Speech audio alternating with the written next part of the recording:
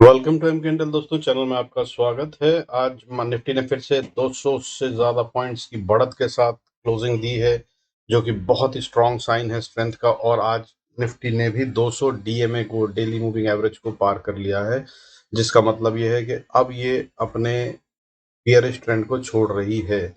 अब अगर एक और क्लोजिंग 200 डीएमए के ऊपर हो जाती है तो फिर हमारा बियरिश ट्रेंड फिनिश हो गया है, ऐसा मान लिया जाएगा और हम और ऊपर की तरफ जाएंगे, जो कि बड़े वाले लेवल हो सकते हैं। 17,400 से 17,800 तक जा सकती है मार्केट अभी इसी महीने, जो कि शुरू होने वाला है अगस्त का।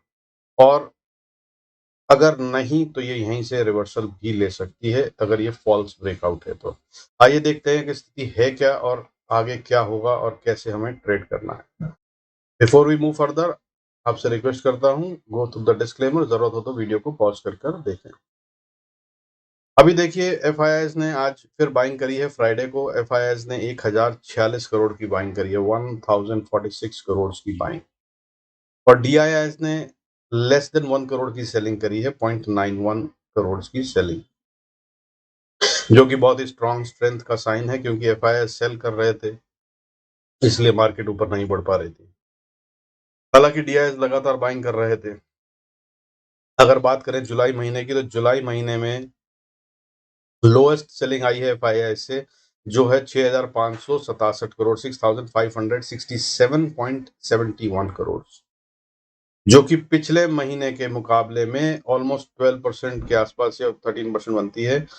पिछले महीने इन्होंने बेचा था, second highest month of Indian stock market था, बेचा था एफआईआई ने 58,112 करोड़ से ज्यादा का माल। और डीआईआईज ने खरीदा था 46,599 करोड़ का माल जून में, और अब जुलाई में खरीदा है 10,546 करोड़ का। इस तरह से जो ईयरली फिगर हो गई है, वो एफआईआईज की भयंकर सेलिंग की 2,89,973 करोड़ की सेलिंग है, और 2,42,512 करोड़ की बाइंग बाय डीआईआईज है। ओवरऑल मार्केट जितना गिरनी चाहिए थी, इतनी बड़ी सेलिंग के बाद नहीं गिरी है। रिटेल ने भी खूब अच्छे से बाइंग करी है, और अब अगर मार्केट बढ़ती है तो ये शायद फिर से एक साल या वो समय होगा जब रिटेल भी पैसा कमाएगा बढ़िया से। आइए देख लेते हैं मार्केट में अभी स्थिति क्या है और क्या हुआ फ्राइडे को और कैसे हुआ। देखिए, आज फ्राइडे की बात करें तो मार्केट बढ़ रही थी और 228 पॉइंट से ज्यादा का गेन लिया है निफ्टी ने, जिसके अंदर 1,303 शेयर सेंसेक्स में बढ़ रहे थे और 639 शेयर्स गिर रहे थे, जो कि बहुत ही स्ट्रॉन्ग साइन है। यानी कि बढ़ने वाले शेयर ऑलमोस्ट डबल द गिरने वाले शेयर थे, और 1.35% का गेन निफ्टी में बहुत स्ट्रॉन्ग गेन है। लेकिन चिंता का विषय यह है कि अब हम पिछले 3 दिन में 675 पॉइंट से ज्यादा बढ़ चुके हैं, जिसका मतलब यह है कि अब एक रिट्रेसमेंट बनती है। यहाँ पर एक छोटी करेक्शन जरूर आनी चाहिए। अगर हमें ऊपर जाना है तो स्ट्रॉन्ग बेस बनाना होगा, और स्ट्रॉन्ग बेस बनाना, नींव बनाना बहुत जरूरी है बड़ी बिल्डिंग के लिए। तो हो सकता है वो मंडे को आए, हो सकता है वो ट्यूसडे को आए, लेकिन हाँ, अभी एक छोटी करेक्शन आएगी और हम उसके बाद फिर ऊपर की तरफ बढ़ेंगे दोबारा से। हालांकि उससे पहले भी हम बढ़ सकते हैं, लेकिन बढ़ने के बाद फिर एक करेक्शन तो आनी ही है। और एक चिंता का विषय यह है कि नीचे बहुत सारे गैप अप के साथ इसने ओपनिंग देकर गैप्स को छोड़ा हुआ है। वो गैप्स जरूर फिल करती है मार्केट एज अ रूल। तो देखते हैं क्या होता है। बाकी जो फ्राइडे को हुआ वो बहुत ही स्ट्रॉन्ग स्ट्रेंथ थी। हालांकि अगर बात करें टोटल 228 पॉइंट्स की, तो 228 पॉइंट्स में से 5 शेयर जिन्होंने 104 पॉइंट का गेन दिया, यानी कि 100 से ज्यादा पॉइंट का गेन सिर्फ 5 शेयरों से मिला। निफ्टी के 228 पॉइंट में से 104 पॉइंट आए Reliance, Infosys, SBI life insurance, Bajaj finance and HDFC bank से।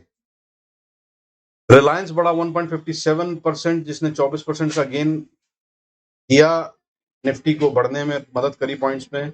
इन्फोसिस ने 21 पॉइंट की मदद करी और ये बढ़ा 3.15%। ये कल भी बढ़ा था, 28 पॉइंट से ज्यादा का इसने सपोर्ट करा था निफ्टी के बढ़ने में। एसबीआई लाइफ इंश्योरेंस 8.64% बढ़ा, 8.64% का गेन दिखाया।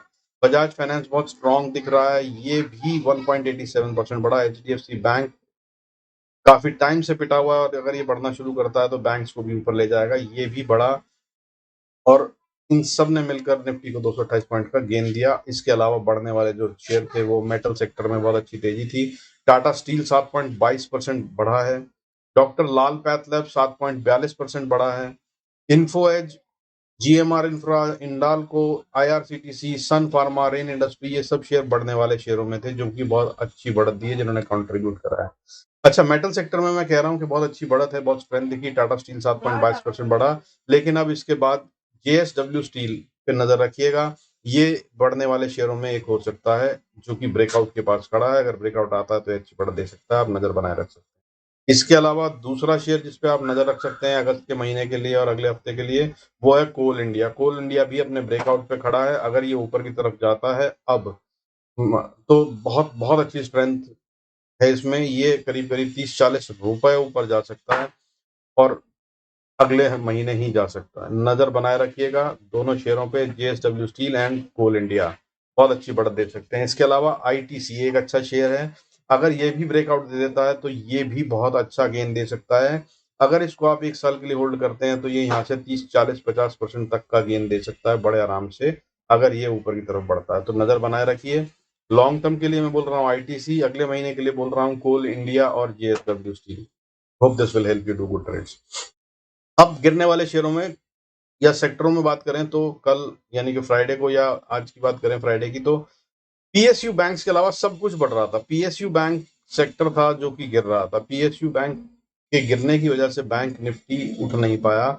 सिर्फ 113 पॉइंट की बढ़त दिखाई, यानी कि 0.3% बंद हुआ है बैंक निफ्टी। अभी भी उस क्रिटिकल पॉइंट से नीचे, जो मैं रोज बता रहा हूँ आपको, 37,500, इसको पार करने में से टाइम लगेगा, लेकिन अब वो टाइम ये बिता चुका है। तो वेरी हाई पॉसिबिलिटी कि यहाँ से ऊपर जाए और सपोर्ट करते हुए निफ्टी को भी ऊपर बढ़ाए या गिरने से बचाए। लेकिन अगर नहीं करता है और यहीं से ये कारण बन जाता है गिरने का, तो ये ड्रैग भी कर सकता है निफ्टी को नीचे की तरफ। गिरने वाले शेयर थे जो पीएसयू बैंक में, कौन कौन से थे? सारे बैंक थे ऑलमोस्ट, जिनका आप नाम जानते होंगे, जैसे कि SBI, Punjab national bank, Canara bank, Bandhan bank, bank of Baroda, Axis bank, ये सब गिर रहे थे। अब इन्हीं पे नजर बनाए रखिएगा। अगर ये बढ़ना शुरू होते हैं तो हम बहुत अच्छे से ऊपर जाएंगे। उसके अलावा गिरने वाले शेयरों में डॉक्टर रेड्डी 3.98%, एसबीआई तो बता दिया मैंने आपको 0.77% का लॉस था। श्रीराम ट्रांसपोर्ट, इसके अलावा जो गिरने वाले बड़े शेयर थे वो Shriram transport, intellect design, Mahindra and Mahindra finance, ये सब 5% से ज्यादा गिरे हैं। अब मैं क्यों बोल रहा हूँ कि स्ट्रेंथ दिख रही है, देखिए उनको बाकी के फैक्टर के साथ मिलाकर देख लेते हैं। जैसे कि गोल्ड इस समय फ्लैट चल रहा है 51,430 पे ट्रेड कर रहा था। क्लोजिंग दी है फ्राइडे की, जो कि फ्लैट ही है, ऑलमोस्ट 0.25% का गेन है।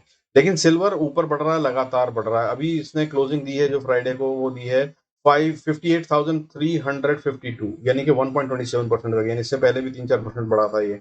55,000 से ये लगभग 58,000 पे आ गया और अभी ये 60,000 तक भी जा सकता है, ऐसा दिख रहा है। इसके अलावा जो एसजीएक्स निफ्टी की बात करें तो वो अभी फिलहाल 48 पॉइंट ऊपर बंद हुआ है, 48 पॉइंट ऊपर, 17,280 पर, और ये 250 के पास है। तो 250 एक क्रिटिकल रेजिस्टेंस है, जिसे मैं बोल रहा हूँ कई दिन से, यहाँ से वापस रिवर्सल हो सकता है निफ्टी में। ये सारे विषय हो गए जो कि हमें शायद थोड़ा रोक सकते हैं, लेकिन खतरनाक वाले जो हैं वो हैं डॉलर इंडेक्स। अभी फिलहाल नीचे है, जो हमें सपोर्ट कर रहा है। 80 के ऊपर चला गया था डॉलर, अब ये 79.46 पर गेन ट्रेड कर रहा है, यानी कि आज जो है उसके अंदर गिरावट थी। 0.54% की गिरावट से 79.46 पे बंद हुआ है। लेकिन जो विषय है सबसे बड़ा चिंता का, वो है क्रूड। क्रूड आज फिर 1.61% ऊपर बंद हुआ है, 7,840 पे। लेकिन एक समय ये था जब ये 4% तक बढ़ गया था और ये 8,000 से ऊपर चला गया था। 8,094 का हाई मारा है इसने। अगर ये 8,000 के ऊपर जाता है तो फिर ये निफ्टी को धक्का दे सकता है नीचे की तरफ, और अगर डॉलर इंडेक्स ऊपर जाता है 80 के, तो ये हमें धक्का दे सकता है। इन पे नजर बनाए रखिएगा अगले पूरे हफ्ते और महीने। और जब तक ये नीचे ट्रेड कर रहे हैं 8,000 के नीचे क्रूड और 80 रुपए के नीचे डॉलर, तब तक हम मार्केट में चिंता ना करें। छोटा मोटा फॉल आएगा भी तो हम वापस ऊपर चले जाएंगे। फर्दर वॉलेटिलिटी इंडेक्स जो है वो बहुत बड़ी स्ट्रेंथ है हमारी इस समय। वॉलेटिलिटी इंडेक्स जो है वो बहुत स्टेबल ट्रेड कर रहा है, अभी 16.55 पे है, जो कि बहुत ही स्ट्रॉन्ग साइन होता है। अगर मार्केट को ऊपर बढ़ना है तो ये यहीं पे सस्टेन होना चाहिए, जो कि काफी दिन से हो भी रहा है। 18 के नीचे ही ट्रेड कर रहा है ये। अभी फिलहाल 16.55 पे है और इसका मतलब ये है कि मार्केट में स्ट्रेंथ है और ये ऊपर जाएगी। अब बढ़ने वाले शेयरों का मैंने बताया 1303 शेयर बढ़ रहे थे और 639 639 शेयर गिर रहे थे, और ये ट्रेंड जो है ये लगातार बढ़ रहा है पिछले 3 दिन से। हम अगर बात करें 27 जुलाई को 1078 शेयर बढ़े, 28 जुलाई को 1135 शेयर बढ़े, 29 जुलाई को बढ़कर ये 1303 शेयर हो गए, जो कि स्ट्रेंथ के बढ़ने का साइन है, मोमेंटम आ रहा है। लेकिन अब विषय जो चिंता का है वो ये कि 675 पॉइंट से ज़्यादा बढ़ने के बाद निफ्टी को रेस्ट करना होगा, सांस लेना होगा, तभी ये आगे दोबारा बढ़ पाएगी, नहीं तो फंस जाएगी। तो अब हम उस पॉइंट पे हैं जहां से बहुत हाई पॉसिबिलिटी है कि थोड़ा बहुत बढ़कर हम वापस एक रिट्रेसमेंट लेंगे, इसलिए फोमो में आकर बाइंग मत कीजिएगा वरना फंस जाएंगे। अभी इंतजार कीजिए, गिरावट पे बाय कीजिएगा, फॉल पे बाय कीजिएगा। आइए अब देख लेते हैं कि हमें अगले हफ्ते और मंडे को क्या लेवल्स पे ट्रेड करना है और कैसे करना है। उससे पहले I request you to go through the disclaimer. जरूरत हो तो वीडियो को पॉज कर पूरा पढ़ें। आइए चलते हैं चार्ट्स पे। देखिए ये निफ्टी का चार्ट देख लेते हैं पहले। निफ्टी का चार्ट है, मैंने कहानी आपको समझाई दी है। 200 डीएमए के ऊपर बंद हुआ है, आइए उसको भी दिखा देता हूं आपको। देखिए कई दिन से 200, ये ब्लू लाइन जो है ये है 200 डीएमए। इसके नीचे ही था ये, और कई बार 2 बार इनफैक्ट कोशिश कर चुका था लेकिन पार नहीं कर रहा था।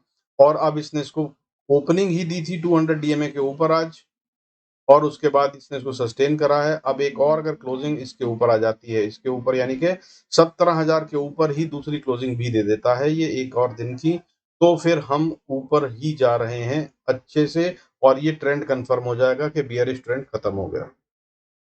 ठीक है, तो नजर बनाए रखिएगा। 17,000 is a very critical important level now. आइए अब देख लेते हैं कि ट्रेड करने के लिए क्या लेवल्स होंगे। लेवल्स के लिए अगर हम बात करें तो अगर निफ्टी ऊपर की तरफ जाना चाहता है तो साहब देखिए पहली रेजिस्टेंस तो इसको 17,170-80 पे ही आ जाती है, जो कि अभी एसजीएक्स निफ्टी को देखते हुए लग रहा है कि ओपनिंग ही इसके ऊपर होगी। तो अगली रेजिस्टेंस जो आती है वो मैंने जैसा कि बताया 17,230 से 250 एक क्रिटिकल एरिया लेवल होगा, जहां पर मैं कहूंगा कि कोई ट्रेड मत लीजिएगा, ये नो ट्रेड जोन रहेगा। अगर 17,250 वाले लेवल को पार करके ये ऊपर की तरफ ट्रेड करना शुरू करती है तो फिर ये 325 पे अगली रेजिस्टेंस फेस करेगी, और अगर इसको पार कर लेते हैं तो फिर 370 पे अगली रेजिस्टेंस है, जो कि एक मजबूत स्ट्रॉन्ग रेजिस्टेंस दिख रही है। यहाँ से चांसेस है कि ये वापस नीचे की तरफ घूम जाए और झटका मार के ये ऊपर 422 तक भी जा सकती है, 420-30 मान लीजिए। और अगर इसको पार कर लिया तो फिर हम सीधा 17,500 के लिए गेम होंगे। अगली गेम 17,500 आएगी, और अगर 17,500 को पार करते हैं तो फिर 652 और फिर 790 अगला लेवल बनता है। ये पूरे हफ्ते के लिए मैं बोल रहा हूँ, नेक्स्ट वीक के लिए। लेकिन कल मंडे की अगर बात करें तो 17,500 तक मैक्सिमम बढ़त दिखती है, इसके ऊपर जाता ये किसी भी तरह से नहीं दिख रहा है। हालांकि जो सेफ लेवल होगा वो 17,250 पे इसका रिवर्सल होगा, ऐसा मान के चलिएगा, और वहां पे खाली रहिएगा, पोजीशन में मत बैठिएगा। अब अगर नीचे जाना चाहता है निफ्टी तो क्या होगा, तो नीचे जाने के लिए साहब लेवल है 17,157 पे ये बैठा है। नीचे की तरफ अगर जाता है तो पहली सपोर्ट तो इसको 17,130 पे ही मिल जाएगी। इसको अगर ब्रेक करता है 130 से 100 को तो ये नीचे की तरफ जा रहा है, और अगर इसने 17,080 को तोड़ दिया तो फिर इसको अगली सपोर्ट जो मिलेगी वो मिलेगी 17,000 पे। 17,000 को अगर तोड़ दिया तो ये डेफिनेटली जा रहा है नीचे गैप फिल करने। हो सकता है ये एक झटका मारे जिसमें ये नीचे तक जाए, गैप फिल करे। जो गैप है वो है 17,930-40 तक का, तो 30-40 पे ये सपोर्ट लेगा, और 17,930-40 तक अगर सपोर्ट लेकर बाउंस कर ले तो फिर से वापस बुलिश ट्रेंड में आप इसको ले लीजिएगा, और जो लेवल नीचे आते हुए बताए हैं ये फिर ऊपर की रेजिस्टेंस हो जाएगी, इनके लिए आप ट्रेड कर सकते हैं।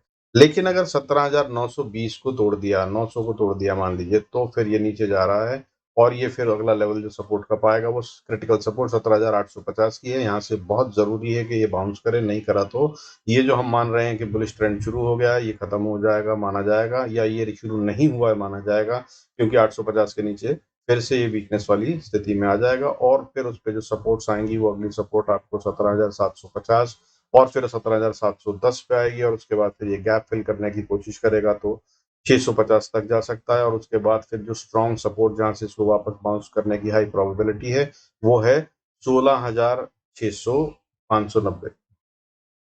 तो इन लेवल्स को ध्यान में रख के अगले हफ्ते और मंडे के लिए ट्रेड कीजिएगा। And be profitable. आइए बैंक निफ्टी देख लेते हैं। बैंक निफ्टी की अगर हम बात कर ले तो बैंक निफ्टी बहुत स्ट्रांगली बैठा है 200 डेली मूविंग एवरेज के ऊपर। ये है इसकी डेली मूविंग एवरेज और इसने 27 तारीख को इसे पार कर लिया था। इनफैक्ट अगर पार कर लिया था बोलो तो इसने 22 तारीख को ही कर लिया था और उसके बाद फिर इसने एक बार झटका मारा, नीचे की तरफ गया, रीटेस्ट करा लेवल को 200 डीएमए को और फिर ये ऊपर क्लोज हो गया था। और अभी 27 जुलाई से अभी तक ये ऊपर ही है, यानी कि 3 दिन लगातार इसने ऊपर क्लोजिंग दे दी है, जिसका मतलब होता है जैसा कि मैंने कहा कि confirmation of the up trend. लेकिन ये भी ऐसा नहीं है कि सीधा ऊपर जा रहा है तो ऊपर ही जाता जाएगा, करेक्शन की बहुत हाई पॉसिबिलिटीज। तो लेवल्स क्या होंगे देख लीजिए। अगर आप ट्रेड करते हैं इसको ऊपर जाने के लिए तो देखिए पहली रेजिस्टेंस जो फेस करेगा वो ये करेगा कल के फ्राइडे के हाई के पास, ये है 37,750। इसको अगर ये पार कर लेता है तो फिर ये जा रहा है 38,000 के लिए। 38,000 को अगर पार कर लेता है तो फिर अगली रेजिस्टेंस जो फेस करेगा जो कि स्ट्रॉन्ग भी है, दैट इज 38,230-40 पे। 250 को अगर ये पार कर ले तो की बात बाद में करेंगे, लेकिन उससे पहले मैं बता दूं कि ये 230 से 250 के बीच में बहुत हाई प्रोबेबिलिटी है कि नीचे की तरफ वापस रिट्रेस करे या करेक्शन दिखाए। लेकिन अगर 250 को पार कर दिया तो फिर अगला लेवल होगा 500 का, 38,500, और उसको पार करने के बाद 38,770। 38,770 को अगर इसने पार कर लिया तो 39,000, और 39,000 को पार करने के बाद 39,447 अगला लेवल होगा, और उसके बाद 40,000 की भी पॉसिबिलिटी बन जाती है। Month of August will be a very strong month for bank Nifty अगर ये ऊपर ही ट्रेड करता है 200 डेली मूविंग एवरेज के। अब अगर नीचे की तरफ बात करें तो नीचे आने पर इसको पहली सपोर्ट जो मिलेगी वो है 37,500। मैं बोल ही रहा हूँ उसी पे है ये, वहीं पे वैसे तो सपोर्ट ले लेनी चाहिए, लेकिन अगर नहीं लेता तो अगली सपोर्ट 37,300 60-50 पे आती है। और अगर इसको तोड़ता है ये तो फिर अगली सपोर्ट जो आती है स्ट्रॉन्ग वाली वो आती है 37,100 पे। हालांकि बीच में छोटी छोटी सपोर्ट 290 और उसके बाद 220 पे भी है। और अगर इनको पार करते हुए यानी कि 37,100 को तोड़ देता है ये तो अगली सपोर्ट जो इसको मिलेगी वो इसको मिलेगी 36,800 40-50 पे। और ये यहाँ से 40-50 से 36,800 से 850 मान लीजिए, यहाँ पर एक गैप फिल कर चांसेस आर के वापस ऊपर बाउंस बैक कर ले। और नहीं करता है तो ये नीचे की तरफ जाते हुए छोटी छोटी सपोर्ट 740 710 620, उसके बाद 540 और उसके बाद 417, और उसके बाद फिर स्ट्रॉन्ग सपोर्ट आती है 36,200 240। यहाँ से फिर से बहुत हाई प्रोबेबिलिटी है कि ये बाउंस बैक करके वापस ऊपर अपनी अप ट्रेंड जर्नी को कंटिन्यू करे। तो दीज आर द लेवल्स जिन पे आपको ट्रेड करना है मंडे के लिए। और अगर ये हम बात करें वीकली की तो आप देखिए 35,941 और उसके बाद 35,500 अगली स्ट्रॉन्ग सपोर्ट है जो कि पूरे हफ्ते नहीं टूटनी चाहिए। और अगर टूट जाए तो 35,000 के ऊपर ही रहना चाहिए, फिर भी किसी तरह से इसको क्लोजिंग नहीं देनी चाहिए। 35,000 के नीचे 35,000 के नीचे अगर इसने क्लोजिंग दी तो फिर ये अप ट्रेंड भी निगेट हो जाएगा। नजर बनाए रखिएगा, do good trades, be profitable. Video अगर आपके काम आ रहा है, अच्छा लग रहा है तो do like, subscribe and share the video. Thank you so much for watching it. See you in next video. God bless us all.